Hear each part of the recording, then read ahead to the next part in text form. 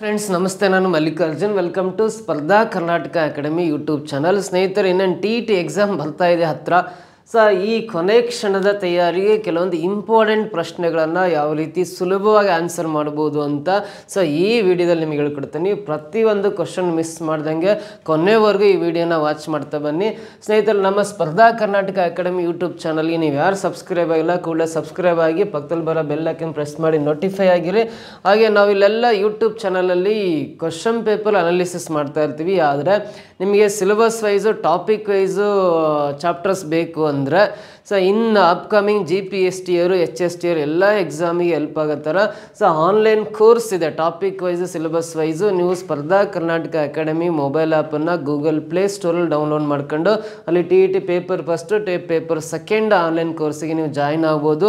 ಹಾಗೆ PDO VA ಆಗಿರ್ಬೋದು, beat forester ಆಗಿರ್ಬೋದು, ಲ್ಯಾಂಡ್ ಸರ್ವೇರ್ ಎಕ್ಸಾಮ್ಗೂ ಕೂಡ ಆನ್ಲೈನ್ ಕೋರ್ಸಸ್ ಅವೈಲೇಬಲ್ ಇದೆ. ಹೆಚ್ಚಿನ ಮಾಹಿತಿ ಬೇಕಂದರೆ ಇಲ್ಲಿ ಕಳಿಸ್ತಕ್ಕಂಥ ಮೊಬೈಲ್ ನಂಬರು 9071673831 ಅಲ್ಲಿ 32ಗೆ ಕರೆ ಮಾಡಿ. ಮೊದಲನೇ ಪ್ರಶ್ನೆ ಯಾವ ರೀತಿ ಇದೆ ಅಂತ ನೋಡ್ತಾ ಬರೋಣ.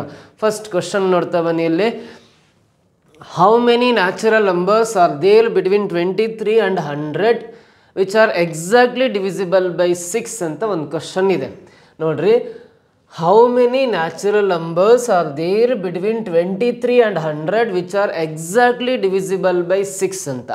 6ರಿಂದ ಸಂಪೂರ್ಣವಾಗಿ ಭಾಗಿಸಲ್ಪಡುವ 23 ಮತ್ತು 100ರ ನಡುವೆ ಇರುವ ಸ್ವಾಭಾವಿಕ ಸಂಖ್ಯೆಗಳೆಷ್ಟು ಅಂತ ಕೇಳಿದ್ದೇನೆ.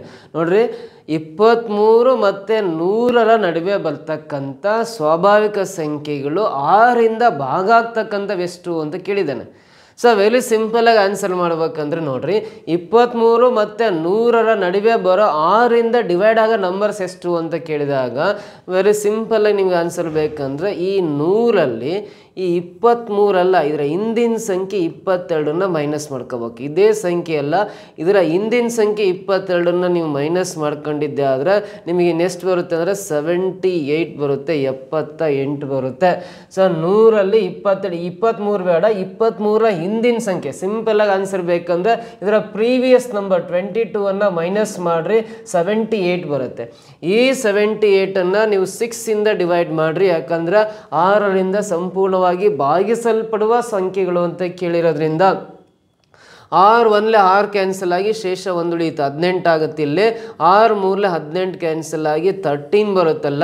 ನೋಡ್ರಿ, 23 ಮತ್ತು 100ರ ನಡುವೆ 6ರಿಂದ ಡಿವೈಡ್ ಆಗ್ತಕ್ಕಂಥ ಸಂಖ್ಯೆಗಳು ಎಷ್ಟಿದ್ದಾವೆ ಅಂದರೆ 13 ಸಂಖ್ಯೆಗಳಿದ್ದಾವೆ. ಇಲ್ಲಿ ಮೊದಲನೇ ಥರ್ಡ್ ಆಪ್ಷನಲ್ಲಿದೆ. This is the right answer ಅಂತ ಹೇಳ್ತೀವಿ. ಸಿಂಪಲ್ ಶಾರ್ಟ್ಕಟ್ ಮೆಥಡಲ್ಲಿ ಈ ರೀತಿ ನಾವು ಆನ್ಸರ್ ಮಾಡ್ಬೋದು.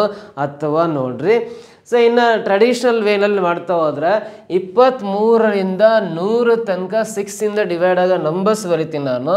24 ಅನ್ನೋದು 6ರಿಂದ ಡಿವೈಡ್ ಆಗುತ್ತೆ, ಹೌದಾ? ನೆಕ್ಸ್ಟ್ 30 ಅನ್ನೋ ಸಂಖ್ಯೆ 6ರಿಂದ ಡಿವೈಡ್ ಆಗುತ್ತೆ, 36 ಆಗುತ್ತೆ. 6 ಮಗ್ಗಿಯಲ್ಲಿ ಬರೋ ಸಂಖ್ಯೆಗಳು, 6 ಟೇಬಲ್ಸಲ್ಲಿ ಬರೋ ಸಂಖ್ಯೆಗಳು ಬರ್ಕೊಂತ ಹೋದ್ರೆ ಸಾಕು. ನೆಕ್ಸ್ಟ್ 42 6ರಿಂದ ಡಿವೈಡ್ ಆಗುತ್ತೆ, 48 ಅನ್ನೋದು 6ಇಂದ ಡಿವೈಡ್ ಆಗುತ್ತೆ, 54 ಅನ್ನೋದು 6ಇಂದ ಡಿವೈಡ್ ಆಗುತ್ತೆ, 60 ಆಗುತ್ತೆ. ಮತ್ತು 6 ಇನ್ಕ್ರೀಸ್ ಮಾಡ್ತಾ ಹೋಗ್ರಿ, 66 ಬರುತ್ತೆ, ಆಮೇಲೆ 72 ಬರುತ್ತೆ, ಇದಕ್ಕೆ 6 ಕೂಡಿದ್ರೆ 78 ಬರುತ್ತೆ, ನೆಕ್ಸ್ಟ್ 84 ಬರುತ್ತೆ, ನೆಕ್ಸ್ಟ್ 90 ಬರುತ್ತೆ, ನೆಕ್ಸ್ಟ್ 96 ಬರುತ್ತೆ. ಇವೆಲ್ಲವೂ 6ಇಂದ ಡಿವೈಡ್ ಆಗ್ತಕ್ಕಂಥ ಸಂಖ್ಯೆಗಳು. 23 ಮತ್ತು 100ರ ನಡುವೆ ಬರ್ತಕ್ಕಂಥ ಸಂಖ್ಯೆಗಳು ಇವಿಷ್ಟು. ಬರೆದು ಕೌಂಟ್ ಮಾಡೋಣ. 1 2 3 4 5 6 7 8 9 10 11 12 13 ಇದಾವಲ್ಲ, ಎಕ್ಸಾಕ್ಟಾಗಿ 13 ಸಂಖ್ಯೆಗಳು ಬರ್ತವೆ. ನಾನು ಇಲ್ಲಿ ಹೇಳ್ಕೊಟ್ಟಿದ್ದು 13 ಇದ್ದಾವೆ. ಈ ಮೆಥಡಲ್ಲೂ ಕೂಡ ನೀವು ಇದಕ್ಕೆ ಆನ್ಸರ್ ಕಂಡುಹಿಡಿಬೋದು. ಆಪ್ಷನ್ 3 ಇದಕ್ಕೆ ಎಕ್ಸಾಕ್ಟ್ ಆನ್ಸರ್ ಆಗಿರುತ್ತೆ. ಕ್ಲಿಯರಾ? ಅರ್ಥ ಆಯ್ತಾ? ನೆಕ್ಸ್ಟ್ ಮುಂದಿನ ಕ್ವಶನ್ ಬರೋಣ ಏನಿದೆ ಅಂತ. The number of diagonals of A polygon having 12 sides is ಅಂತ ಹೇಳಿದ್ದಾನೆ. 12 ಬಾಹುಗಳನ್ನು ಹೊಂದಿರುವ ಬಹುಭುಜಾಕೃತಿಯ ಕರ್ಣಗಳ ಸಂಖ್ಯೆ. ನೋಡ್ರಿ, ಯಾವುದೇ ಒಂದು ಪಾಲಿಗನ್ ಅಂದರೆ ಬಹುಭುಜಾಕೃತಿಯಲ್ಲಿ ಕರ್ಣಗಳ ಸಂಖ್ಯೆ ಎಷ್ಟನ್ನ ಡ್ರಾ ಮಾಡ್ಬೋದು ಅಂತ ಕಂಡುಹಿಡಿಲಿಕ್ಕೆ ಒಂದು ಫಾರ್ಮೆಟ್ ಇದೆ. ಅದು 12 ಬಾಹುಗಳನ್ನು ಹೊಂದಿರತಕ್ಕಂಥ ಬಹುಭುಜಾಕೃತಿ. ಡೂ ಡೆಕಾಗಾನ್ ಅಂತ ಕರಿತೀವಿ ನಾವು ಇಂಗ್ಲೀಷಲ್ಲಿ. ಡೂ ಡೆಕಾಗಾನ್ ಅಂತ ಕರಿತೀವಲ್ಲ, 12 ಬಾಹುಗಳನ್ನು ಹೊಂದಿರುವ ಬಹುಭುಜಾಕೃತಿ ಹೆಸರು ದ್ವಾದಶ ಭುಜಾಕೃತಿ ಅಂತ ಕರಿತೀವಿ. ಹಾಗಾಗಿ ಅದರಲ್ಲಿ ಎಷ್ಟು ಕರ್ಣಗಳನ್ನು ಎಳಿಬಹುದಂದ್ರೆ ಬಹುಭುಜಾಕೃತಿಯ ಕರ್ಣಗಳ ಸಂಖ್ಯೆ ಸಂಖ್ಯೆ ಕಂಡುಹಿಡಿಬೇಕಂದ್ರೆ number of diagonals in a polygon calculate ಮಾಡ್ಬೇಕಂದ್ರೆ ನಂಬರ್ ಆಫ್ ಡಯಾಗ್ನಲ್ಸ್ ಅಂದರೆ ಕನ್ನಡದಲ್ಲಿ ಕರ್ಣಗಳ ಸಂಖ್ಯೆ ಅಂತ ಬರ್ಕೋಬೇಕು. ಸೊ ಕರ್ಣಗಳ ಸಂಖ್ಯೆ ಕಂಡುಹಿಡಿಬೇಕಂದ್ರೆ ನಾವು ಕಾಂಬಿನೇಷನ್ ಪಾಠ ಬರುತ್ತೆ, ವಿಕಲ್ಪ ಅಂತ, ಅದರಲ್ಲಿ ಬರುತ್ತಿದ್ದು NC2 - n ಅಂತ ಬರೀತೀವಿ. NC2 - n ಫಾರ್ಮೆಟಲ್ಲಿ ಹಾಕೊಂಡ್ರೆ ಯಾವುದೇ ಬಹುಭುಜಾಕೃತಿಯಲ್ಲಿ ಎಳಿತಕ್ಕಂಥ ಕರ್ಣಗಳ ಸಂಖ್ಯೆಗಳನ್ನು ಕಂಡುಹಿಡಿತಾ ಹೋಗ್ಬೋದು. NC2 - n ಅಂತ ಬರಿತೀವಿ. ಸೊ ಇಲ್ಲಿ n ಅಂದರೆ ಬಹುಭುಜಾಕೃತಿ ಎಷ್ಟು ಬಾಹುಗಳನ್ನು ಹೊಂದಿದೆ, 12 ಬಾಹುಗಳನ್ನು ಹೊಂದಿರೋದ್ರಿಂದ n ಪ್ಲೇಸಲ್ಲಿ 12 ಬರ್ಕೊಂಡು 12C2 - n ಅಂದರೆ 12 ಬರ್ಕೋಬೇಕು. ಈ 12C2 ವ್ಯಾಲ್ಯೂನ ಸೈಡಲ್ಲಿ ಹಾಕೊಂಡು ಸಿಂಪ್ಲಿಫೈ ಮಾಡಿರಿ. ಸೊ ನೋಡಿರಿ 12C2 ಅಂದರೆ 12ಇಂದ ಸ್ಟಾರ್ಟ್ ಮಾಡ್ಬೇಕು, ಈ 12ರಿಂದ ಸ್ಟಾರ್ಟ್ ಮಾಡಿ ಇಲ್ಲಿ 2 ಇದೆ ಅಂದರೆ 2 ನಂಬರ್ಸ್ ಮಾತ್ರ ಬರಿಬೇಕು, ಅದು ಡಿಸೆಂಡಿಂಗ್ ಆರ್ಡ್ರಲ್ಲಿ ಇಳಿಕೆ ಕ್ರಮದಲ್ಲಿ. 12ಇಂದ ಸ್ಟಾರ್ಟ್ ಮಾಡಿ ಇಲ್ಲಿ 2 ಇದೆ ಅಂದರೆ ಓನ್ಲಿ 2 ನಂಬರ್ಸ್ ಬರ್ಕೊಂಡು ಇಲ್ಲಿ ಕೆಳಗಡೆ 2 ಇರೋದ್ರಿಂದ ಇಲ್ಲಿ ಕೆಳಗಡೆ 2ಇಂದ ಸ್ಟಾರ್ಟ್ ಮಾಡಿ 1ರವರೆಗೆ ಬರಿಬೇಕು. ಈ 2ಇಂದ ಸ್ಟಾರ್ಟ್ ಮಾಡಿ 1ರವರೆಗೆ ಬರಿಬೇಕು. ಇಲ್ಲಿ 1 2 6 12 ಕ್ಯಾನ್ಸಲ್ ಆಗುತ್ತೆ. 11 × 6 ಮಲ್ಟಿಪ್ಲೈ ಮಾಡಿರಿ 66 ಬರುತ್ತೆ. 12C2ನ ಬೆಲೆ 66 ಆಗಿರುತ್ತೆ. ಈ 66 ಇಲ್ಲಿ ಬರ್ಕೊಂಡು -12 ಬರ್ಕೊಳ್ರಿ. 66ರಲ್ಲಿ 12 ಮೈನಸ್ ಮಾಡಿದಾಗ 54 ಬರುತ್ತಲ್ಲ. 12 ಬಾಹುಗಳನ್ನು ಹೊಂದಿರೋ ಬಹುಭುಜಾಕೃತಿಯಲ್ಲಿ ಒಟ್ಟಾರೆಯಾಗಿ ನಾವು 54 ಕರ್ಣಗಳನ್ನು ಎಳಿಬೋದು. 54 ಡಯಾಗ್ನಲ್ಸ್ನ ಡ್ರಾ ಮಾಡ್ಬೋದು. 54 ಅಂತಕ್ಕಂಥದ್ದು ಇಲ್ಲಿ ಸೆಕೆಂಡ್ ಆಪ್ಷನಲ್ಲಿದೆ. This is the right answer ಅಂತ ಹೇಳ್ತೀವಿ. ಕ್ಲಿಯರಾ, ಅರ್ಥ ಆಯ್ತಾ? ಸೊ ನೆಕ್ಸ್ಟ್ ಬರೋಣ, ಮುಂದಿನ ಪ್ರಶ್ನೆ ಏನಿದೆ ಅಂತ. A man buys 2 horses for ₹1350 ಅಂತ ಇದೆ. A man buys 2 horses for ₹1350. ಈ sells 1 so as to loss 6%. ಅದರಲ್ಲಿ ಒಂದನ್ನು ಮಾರಿದಾಗ 6% ಲಾಸ್ ಆಗುತ್ತೆ. And the other so as to gain 7.5%. On the whole ಈ neither gains nor losses. The cost price of each horse is ಅಂತ question ಕೇಳಿದ್ದಾನೆ. ನೋಡ್ರಿ, ಅದು ಕ್ವಶನ್ ಅರ್ಥ ಆದ್ರೆ ಮಾತ್ರ ನಿಮಗೆ ಆನ್ಸರ್ ಕಂಡುಹಿಡಿಯೋದು ತುಂಬ ಈಸಿ. ನೋಡ್ರಿ, ಒಬ್ಬ ವ್ಯಕ್ತಿ ₹1350 ಕೊಟ್ಬಿಟ್ಟು 2 ಕುದುರೆಗಳನ್ನು ಪರ್ಚೇಸ್ ಮಾಡಿದ್ದಾನೆ. ಅದನ್ನ 1 ಕುದುರೆಯನ್ನು ಮಾರ್ತಾನೆ. ಯಾವ ರೇಟಿಗೆ ಮಾರಿದಾನೆ ಗೊತ್ತಿಲ್ಲ. ಟೋಟಲ್ 2 ಕುದುರೆ ಸೇರಿ ಪರ್ಚೇಸ್ ಮಾಡಿರೋದು ₹1350. ಅದರಲ್ಲಿ 1 ಕುದುರೆಯನ್ನು ಎಷ್ಟಕ್ಕೆ ಮಾರಿದಾನೆ ಗೊತ್ತಿಲ್ಲ. ಆ 1 ಕುದುರೆ ಮಾರಿದ್ರಿಂದ 6% ನಷ್ಟ ಆಗುತ್ತೆ. 6% ನಷ್ಟ, ಲಾಸ್ ಅಂತ ಕೊಟ್ಟಿದ್ದಾನೆ ಇಲ್ಲಿ. ಮತ್ತೊಂದನ್ನು ಮಾರಿದ್ರಿಂದ ಎಷ್ಟು ರೇಟಿಗೆ ಮಾರಿದಾನೆ ಗೊತ್ತಿಲ್ಲ. ಮತ್ತೊಂದನ್ನು ಕುದುರೆ ಮಾರಿದ್ರಿಂದ 7.5% ಲಾಭ ಆಗುತ್ತೆ ಅಂತ ಕೊಟ್ಟಿದ್ದಾನೆ. ಹಾಗಾದರೆ ಒಟ್ಟಾರೆಯಾಗಿ ಅವನಿಗೆ ಲಾಭನೂ ಆಗಿರಲ್ಲ, ನಷ್ಟನೂ ಆಗಿರಲ್ಲ. So there is no loss no profit, neither loss neither profit ಅಂತ ಕರಿತೀವಿ. ಸೊ ಹಾಗಾದ್ರೆ ಪ್ರತಿ ಕುದುರೆಯ ಕೊಂಡ ಬೆಲೆ ಎಷ್ಟು, what is the cost price of each horse ಅಂತ ಹೇಳಿದ್ದಾನೆ. ಪ್ರತಿ ಕುದುರೆಯ ಕೊಂಡ ಬೆಲೆ ಎಷ್ಟಾಗಿರುತ್ತೆ ಅಂತ ಪ್ರಶ್ನೆ ಕೇಳಿದ್ದಾನೆ. ನೋಡ್ರಿ, ವೆರಿ ಸಿಂಪಲ್ಲು. ಇಲ್ಲಿ ಒಂದು ಕ್ಲೂ ಇದೆ. 2 ಕುದುರೆಗಳನ್ನು ಅವನು ಕೊಂಡ್ಕೊಂಡಿರೋದು ₹1350. 2 ಕುದುರೆಗಳನ್ನು ಕೊಂಡ ಬೆಲೆ ₹1350 ಅಂತ ಹೇಳಿಬಿಟ್ಟಿದ್ದಾನೆ. ಇಲ್ಲೂ ಕೂಡ ಪ್ರತಿ ಕುದುರೆಯ ಕೊಂಡ ಬೆಲೆ ಎಷ್ಟು ಅಂತ ಕೇಳಿದಾಗ ಆಪ್ಷನ್ ಥ್ರೂ ಹೋಗೋಣ. ಆಪ್ಷನ್ ಥ್ರೂ ಹೋದ್ರೆ 2 ಕುದುರೆಗಳ ಕೊಂಡ ಬೆಲೆ 570, ಒಂದು 600 ಕೂಡಿದಾಗ 1170 ಆಗುತ್ತೆ. 2 ಕುದುರೆಗಳ ಕೊಂಡ ಬೆಲೆ ಇದು 100% ರಾಂಗ್ ಆನ್ಸರ್ ಅಂತ ಹೇಳ್ತೀವಿ. ಇಲ್ಲಿ 750 + 606 ಅಂದರೆ ₹1356 ಆಗುತ್ತೆ. ಇದು ಕೂಡ 100% ರಾಂಗು, ಯಾಕಂದರೆ ಇಲ್ಲಿರೋದು ₹1350 ಮಾತ್ರ. ಇಲ್ಲಿ 705 + 660 ಕೂಡಿದಾಗ 1365 ಆಗುತ್ತೆ. ಇದು ಕೂಡ ರಾಂಗ್ ಅಂತ ಹೇಳ್ತೀವಿ. 3 ರಾಂಗ್ ಅಂದಮೇಲೆ ಲಾಸ್ಟ್ ಒಂದು ಸರಿ ಇರಲೇಬೇಕು. 750 + 600 ಅಂದರೆ 1350 ಆಗುತ್ತೆ. ಹಾಗಾಗಿ 4th ಆಪ್ಷನ್ ಇದಕ್ಕೆ ಎಕ್ಸಾಕ್ಟ್ ಆನ್ಸರ್ ಆಗುತ್ತೆ. ಸೊ 2 ಕುದುರೆಗಳನ್ನು ಸೇರಿ ₹1350 ಕೊಂಡ್ಕೊಂಡಿದ್ದಾನೆ ಅಂದರೆ 4th ಆಪ್ಷನಲ್ಲಿರೋ ಸಂಖ್ಯೆಗಳನ್ನು ಕೂಡಿದಾಗ ಮಾತ್ರ 1350 ಆಗ್ತಾಯಿದೆ ಅಂದರೆ 4th ಆಪ್ಷನ್ ಎಕ್ಸಾಕ್ಟ್ ಆನ್ಸರು. ಏನು ಕ್ಯಾಲ್ಕುಲೇಷನ್ ಮಾಡೋ ಅವಶ್ಯಕತೆನೇ ಇಲ್ಲ. ಕ್ಲಿಯರ್, ಅರ್ಥ ಆಯ್ತಾ? ಒಂದು ವೇಳೆ ಇದನ್ನು ಕ್ರಾಸ್ ಚೆಕ್ ಮಾಡ್ತಾನೆ ನೋಡ್ರಿ. ₹750 ಒಂದು ಕುದುರೆ ತಗೊಂಡಿದ್ದಾನೆ, ಇನ್ನೊಂದು ಕುದುರೆನ ₹600 ತಗೊಂಡಿದ್ದಾನೆ. ₹750 ತಗೊಂಡಿರೋ ಕುದುರೆನ 6% ಲಾಸಲ್ಲಿ ಮಾರಾಟ ಮಾಡಿದ್ದಾನೆ ಅಂದರೆ 6% ಲಾಸ್ ಅಂದರೆ ನೋಡ್ರಿ, 6 0 0, 6 5 30 0 ಕ್ಯಾರಿ 3, 6 7 42 3 45. ಇಲ್ಲಿ ಪರ್ಸೆಂಟೇಜ್ ಇಲ್ಲದ್ರಿಂದ 2 0 ಡಿಲೀಟ್ ಮಾಡ್ಕೊಳ್ರಿ. ₹45 ಲಾಸಲ್ಲಿ ಮಾರಿದ್ದಾನೆ ಅಂತ. ₹750 ಕೊಂಡಿರೋ ಕುದುರೆನ ₹45 ಲಾಸ್ ಅಂದರೆ ₹705 ಮಾರಾಟ ಮಾಡಿರ್ತಾನೆ ಅಂತ ಅರ್ಥ. ಸೊ ಹಾಗಾದ್ರೆ 600 ರೂಪಾಯಿ ಕೊಟ್ಟು ಕೊಂಡ್ಕೊಂಡ್ರೆ ಕುದುರೆಯನ್ನು 7.5% ಲಾಭಕ್ಕೆ ಮಾರ್ತಾನೆ ಅಂದರೆ 7.5% ಅಂದರೆ ನೋಡ್ರಿ ಇಲ್ಲಿ 6 5 30 0 ಕ್ಯಾರಿ 3 6 7 42 3 45 ಇಲ್ಲೆರಡು 0 ಹಾಕೊಳ್ಳೋಣ. ಇದು ಪರ್ಸೆಂಟೇಜ್ 1 ಡಿಜಿಟ್ ಆಮೇಲೆ ಪಾಯಿಂಟ್ ಇದೆ ಅಂದರೆ ಈ 3 zeros ತೆಗೆದುಬಿಡ್ರಿ 45 ರೂಪಾಯಿ ಲಾಭದಲ್ಲಿ ಮಾರ್ತಾ ಇದ್ದಾನೆ. ಟೋಟಲ್ ಇದು 645 ರೂಪಾಯಿ ಆಗುತ್ತೆ, ಇದು 705 ರೂಪಾಯಿ ಆಗುತ್ತೆ. ಇವೆರಡು ಮಾರಿದ ಬೆಲೆಗಳನ್ನು ಕೂಡಿದ್ರೆ 1350 ರೂಪಾಯಿನೇ ಬರೋದ್ರಿಂದ ಅವ್ನು ಕೊಂಡ್ಕೊಂಡಿದ್ದು 1350 ರೂಪಾಯಿಗೆ, ಎರಡು ಸೇಲ್ ಮಾರಿದ್ದು 1350 ರೂಪಾಯಿಗೆ ಅಂದರೆ ಅವನಿಗೆ ಲಾಭನೂ ಆಗಿಲ್ಲ ನಷ್ಟನೂ ಆಗಿಲ್ಲ ಅಂತ ಮೀನಿಂಗ್ ಸಿಗುತ್ತೆ ಆ ಪ್ರಶ್ನೆ ಪ್ರಕಾರ. ಹಾಗಾದರೆ ಇವೇ ಆನ್ಸರ್ಸ್ ಕರೆಕ್ಟ್ ಇದ್ದಾವೆ. ನೀವೇ ನಿಮಗೆ ಕ್ರಾಸ್ ಚೆಕ್ ಮಾಡ್ಕೊಂತ ಕೂರೋ ನೆಸೆಸಿಟಿ ಇಲ್ಲ. ಸೊ ಇಲ್ಲಿ 1350 ಬರ್ತಾ ಇದೆ ಅಂದರೆ 4th ಆಪ್ಷನ್ ಎಕ್ಸಾಕ್ಟ್ ಆನ್ಸರ್ ಆಗಿರುತ್ತೆ. ಕ್ಲಿಯರಾ? ಅರ್ಥ ಆಯ್ತಾ? ಸೊ ನೆಕ್ಸ್ಟ್ 4th ಕ್ವೆಶನ್ ಬರೋಣ.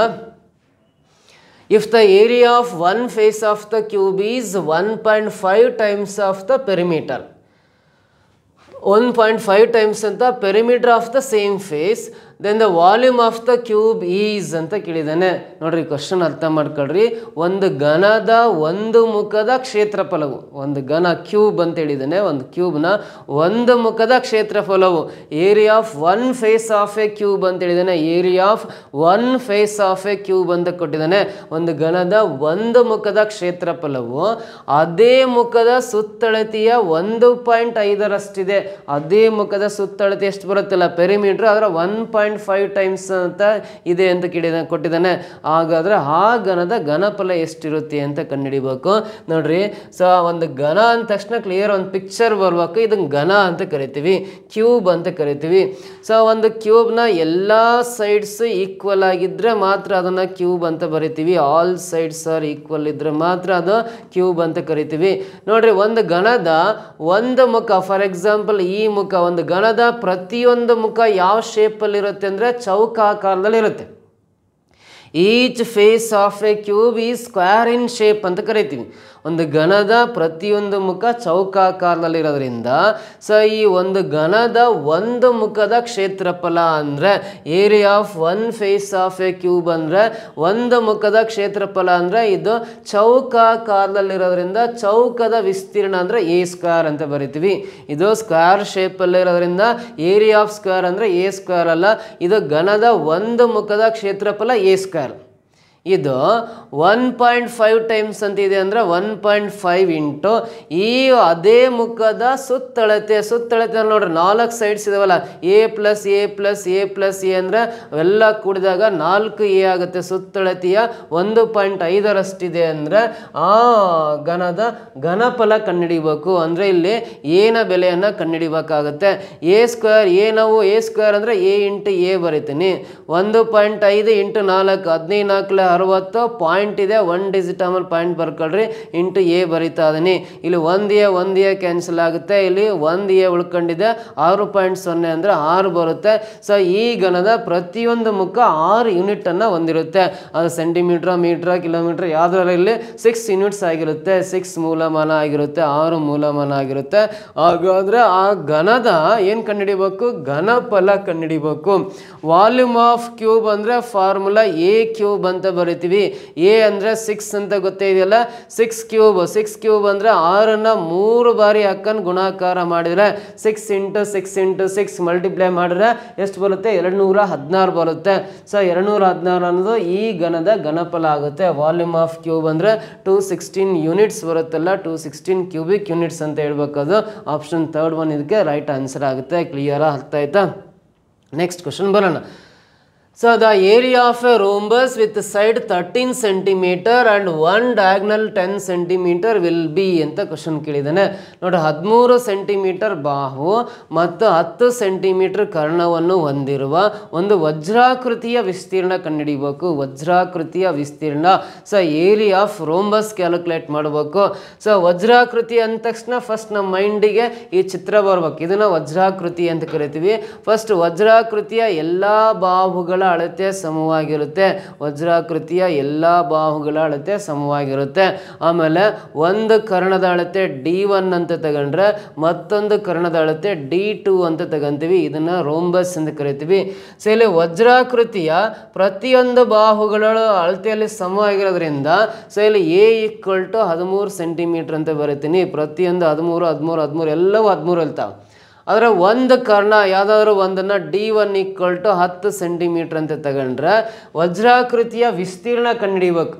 ವಜ್ರಾಕೃತಿಯ ವಿಸ್ತೀರ್ಣ ಬೇಕಂದ್ರೆ ಮತ್ತೊಂದು ಕರ್ಣದ ಅಳತೆ D2 ಎಷ್ಟಿದೆ ಅಂತ ಗೊತ್ತಿದ್ರೆ ಮಾತ್ರ, ಈ ಮತ್ತೊಂದು ಕರ್ಣದ ಅಳತೆ ಗೊತ್ತಿದ್ರೆ ಮಾತ್ರ ಈ ವಜ್ರಾಕೃತಿಯ ವಿಸ್ತೀರ್ಣವನ್ನು ಕಂಡುಹಿಡಲಿಕ್ಕೆ ಸಾಧ್ಯ ಆಗೋದು.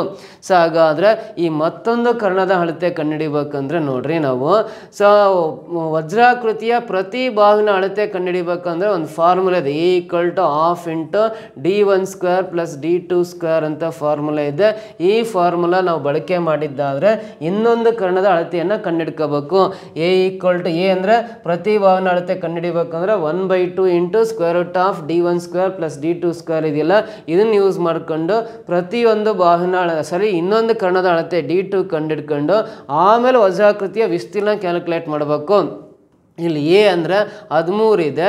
ಈ /2 = ಲೆಫ್ಟ್ ಸೈಡ್ ಬಂದರೆ × 2 ಆಗುತ್ತೆ. ಈ /2 ಈ ಕಡೆ ಬಂದರೆ × 2 ಆಗುತ್ತೆ. ಇಲ್ಲಿ 1 ಅವಶ್ಯಕತೆ ಇಲ್ಲ.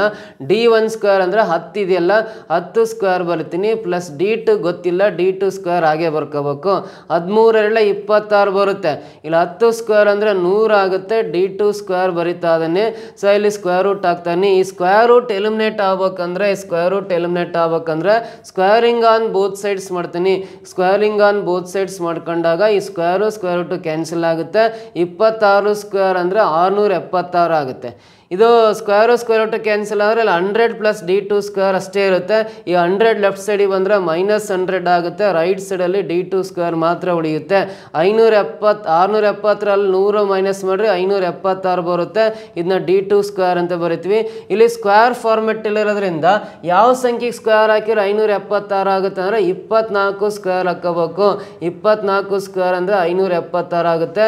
ಸ್ಕ್ವೇರ್ ಕ್ಯಾನ್ಸಲ್ ಆದರೆ D2 = 24 ಬರಿತಾ ಇದ್ದೀನಿ. ಅಂದರೆ ಮತ್ತೊಂದು ಕರ್ಣದ ಅಳತೆ 24 ಬರುತ್ತೆ ಅಂತ ಅರ್ಥ. Another diagonal of a rhombus is 24 centimetre ಅಂತ ಬರಿತೀವಿ. 24 ಸೆಂಟಿಮೀಟರ್ ಇದೆ ಅಂತ. ಇವಾಗ ವಜ್ರಾಕೃತಿಯ ವಿಸ್ತೀರ್ಣವನ್ನು ಕಂಡುಹಿಡಿಯೋಣ. ವಜ್ರಾಕೃತಿಯ ವಿಸ್ತೀರ್ಣ ಕಂಡುಹಿಡಿಯೋ ಫಾರ್ಮುಲಾ 1/2 × D1 × D2 ಅಂತ ಬರಿತೀವಿ. ಸೊ 1/2 × D1 ಅಂದರೆ ಒಂದು ಕರ್ಣದ ಅಳತೆ 10 ಸೆಂಟಿಮೀಟರ್ ಇದೆಯಲ್ಲ, 10 ಬರ್ಕೋಬೇಕು. D2 ಅಂದರೆ ಮತ್ತೊಂದು ಕರ್ಣದ ಅಳತೆ ಇಲ್ಲಿ ಕಂಡುಹಿಡಿದ್ವಿ 24 ಅಂತ ಬರ್ಕೋಬೇಕು.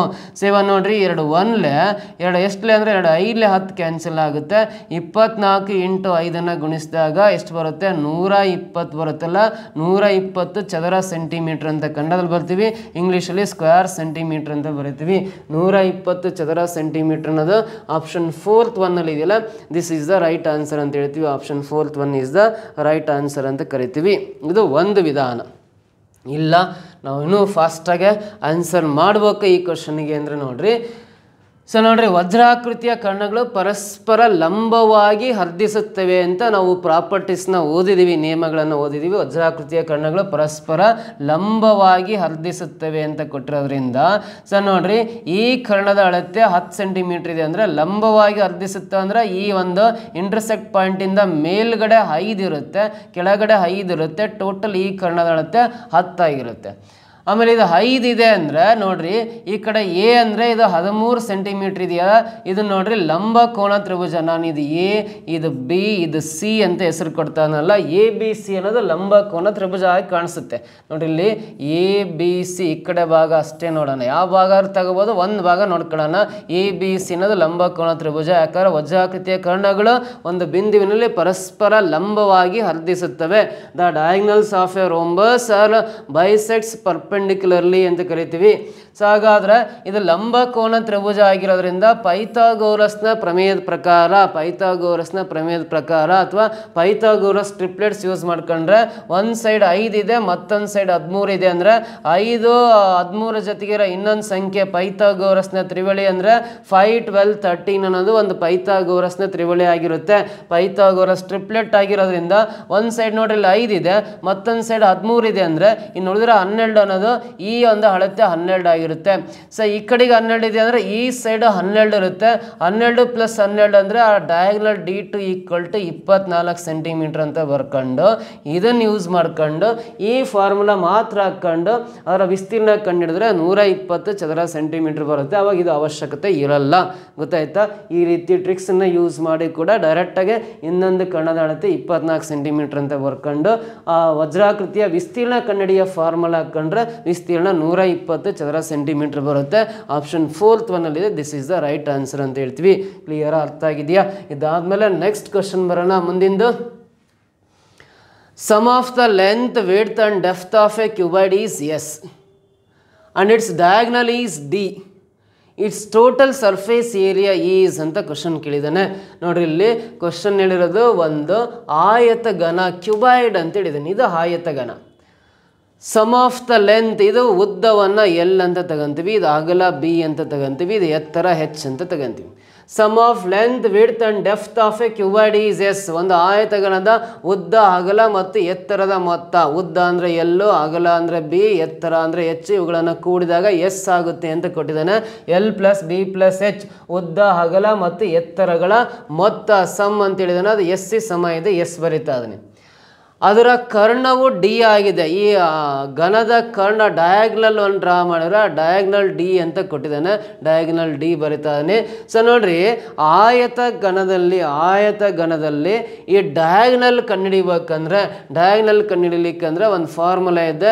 D² ಏನು ಬರಿತೀವಿ ಅಂದರೆ L² + B² + H² ಅಂತ ಬರಿತೀವಿ. L² + B² + H² ಅಂತ ಬರಿತೀವಿ. ಅಂದರೆ ಆಯತ ಘನದಲ್ಲಿ ಕರ್ಣದ ಅಳತೆ ಕಂಡುಹಿಡಿಯ formula. The length of a diagonal in a cuboid ಅಂದರೆ D² = L² + B² + H² ಅಂತ ಬರ್ಕೊಂತೀವಿ. ಸೊ ಇವೆರಡು ಕಂಡೀಷನ್ ಯೂಸ್ ಮಾಡ್ಕೊಂಡು ಅದರ ಮೇಲ್ಮೈ ವಿಸ್ತೀರ್ಣ ಸರ್ಫೇಸ್ ಏರಿಯಾ ಆಫ್ ಕ್ಯೂಬಾಯ್ಡ್ ಕಂಡುಹಿಡಿಬೇಕು. ಸರ್ಫೇಸ್ ಏರಿಯಾ ಆಫ್ ಕ್ಯೂಬಾಯ್ಡ್ ಕಂಡುಹಿಡಿಬೇಕು. ಸರ್ಫೇಸ್ ಏರಿಯಾ ಆಫ್ ಕ್ಯೂಬಾಯ್ಡ್ ಅಂದರೆ ಫಾರ್ಮುಲಾ ನಿಮಗೆ ಗೊತ್ತಿದೆ. A = 2 × LB + BH + HL ಅನ್ನೋದು ಸರ್ಫೇಸ್ ಏರಿಯಾ ಆಫ್ ಕ್ಯೂಬಾಯ್ಡ್ ಅಂತ ಬರಿತೀವಿ. ಆಯತ ಘನದ ಮೇಲ್ಮೈ ವಿಸ್ತೀರ್ಣ ಕಂಡುಹಿಡಿಯೋ ಫಾರ್ಮುಲಾ 2 × LB + BH + HL ಅಂತ ಬರಿತೀವಿ. ಅದರ ವಿಸ್ತೀರ್ಣ ಕಂಡುಹಿಡಿಬೇಕಂದ್ರೆ ಆ ಫಾರ್ಮುಲಾ ಹಾಕೊಂಡು ಕ್ಯಾಲ್ಕುಲೇಟ್ ಮಾಡಿದ್ರೆ ಖಂಡಿತ ಬರಲ್ಲ.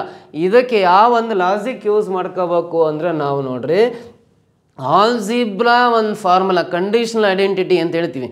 ಆಲ್ಜಿಬ್ರಾದ ಒಂದು ನಿಬಂಧಿತ ನತ್ಯ ಸಮೀಕರಣ ಅಂದರೆ ನಿಮಗೆ ಗೊತ್ತಿದೆ. A + B + C ಹೋಲ್² ಫಾರ್ಮುಲಾ ಗೊತ್ತಿದೆಯಲ್ಲ. A + B + C ಹೋಲ್² ಫಾರ್ಮುಲಾವನ್ನು A² + B² + C² ಪ್ಲಸ್ ನಾವು 2AB + 2BC + 2CA ಬರಿತೀವಲ್ಲ. ಹಾಗಾಗಿ BC + CA ಬರ್ಕೊಂಡು 2ನ 3ರಿಂದ ಕಾಮನ್ ತೆಗೆದು A + B + C ಹೋಲ್² ಫಾರ್ಮುಲಾ ಈ ರೀತಿ ಬರಿತೀವಿ. ಸೊ ಈ ಫಾರ್ಮುಲಾ ಪ್ರಕಾರ ABC ಬದಲಾಗಿ ಲೆಂತ್, ಬ್ರೆಡ್ತ್, ಹೈಟ್ ಹಾಕಂತ ಹೋದರೆ ಇಲ್ಲಿ ಲೆಂತ್, ಬ್ರೆಡ್ತ್ ಮತ್ತು ಹೈಟನ್ನು ಸಬ್ಸ್ಟಿಟ್ಯೂಟ್ ಮಾಡ್ತಾ ಹೋದರೆ L + B + H ಹೋಲ್² = L + B + H ಹೋಲ್² ಇದನ್ನು A² ಅಂದರೆ L² + B² + H² ಬರ್ಕೊಂಡು ಪ್ಲಸ್ 2 × LB + BH + HL ಅಂತ ಬರಿತೀವಿ. ಈ ಫಾರ್ಮುಲಾ ಹಾಕೊಂಡಿದ್ದೀನಿ. A + B + C ಹೋಲ್² ಫಾರ್ಮುಲಾ ಪ್ರಕಾರ L + B + H ಹೋಲ್² ಅಂತ ಬರ್ಕೊಂಡ್ರೆ ಇಲ್ಲಿ ನೋಡ್ರಿ, L + B + H ಅಂದರೆ ಗೊತ್ತಿದೆ ನಮಗೆ. L + B + H ಅಂದರೆ ನೋಡಿ ಇಲ್ಲಿ ಎಸ್ ಅಂತ ಗೊತ್ತಿದೆ. ಎಲ್ಲಿ L + B + H ಇರುತ್ತೋ ಅಲ್ಲಿ ಎಸ್ ಬರಿಬೋದು. ಇಲ್ಲಿ L + B + H ಇದೆ ಅಂದರೆ S² ಅಂತ ಬರೆಯೋಣ. ಆಮೇಲೆ L² + B² + H² ಇದೆ ನೋಡ್ರಿ. L² + B² + H² ಇದೆ ಹತ್ರ ಈ D² ಬರ್ಕೊಳ್ಳೋಣ. D² ಅಂತ ಬರ್ಕೊಂಡು ಪ್ಲಸ್ ಇದು 2 × LB + BH + HL ಅಂದರೆ ನೋಡ್ರಿ 2 × LB + BH + HL ಅಂದರೆ ಅದು area, surface area of cuboid ಆಗುತ್ತೆ. A ಅಂತ ಬರ್ಕೊಂಡ್ರೆ ಸಾಕು. ಈ D² ಲೆಫ್ಟ್ ಸೈಡಿಗೆ ಹೋಯ್ತು ಅಂದರೆ S² - D² ಆಗುತ್ತೆ. ಈ A ರೈಟ್ ಸೈಡಿಗೆ ಬರೀತೀನಿ. This is the surface area of cuboid. ಮುಗಿದೋತ್ತು. 2 × LB + BH + HL ಅಂದರೆ ಅದು ಆಯತಘನದ ಮೇಲ್ಮೈ ವಿಸ್ತೀರ್ಣ, ಅದು ಎ ಅಂತ ತಗೊಂತೀವಲ್ಲ, ಎ ಅಂದರೆ ಏರಿಯಾ ಸಿಕ್ತು. S² - D² ಆಗುತ್ತೆ. S² - D² ಸ್ಕ್ವೇರ್ ಯೂನಿಟ್ಸ್ ಅಂದರೆ ಚದರಮಾನಗಳು ಅಂತ 4th ಆಪ್ಷನಲ್ಲಿ ಇದೆಯಲ್ಲ, this is the right answer. Surface area of cuboid ಅಂದರೆ S² - D² ಅಂತ ಬರೀತೀವಿ. ನೋಡ್ರಿ, ಆಲ್ಜಿಬ್ರಾ ಕಾನ್ಸೆಪ್ಟನ್ನು ಇಲ್ಲಿ ಯೂಸ್ ಮಾಡ್ಕೊಂಡ್ರೆ ನಮಗೆ ಈ ಆಯತಘನದ ಮೇಲ್ಮೈ ವಿಸ್ತೀರ್ಣ ಕಂಡುಹಿಡಲಿಕ್ಕೆ ಸಾಧ್ಯತೆ ಇದೆ. ಕ್ಲಿಯರ್ ಅರ್ಥ ಆಯ್ತಾ? ಇದನ್ನು ಬರ್ಕೊಂಡಾದ್ಮೇಲೆ ನೆಕ್ಸ್ಟ್ ಕ್ವಶನ್ ಬರೋಣ.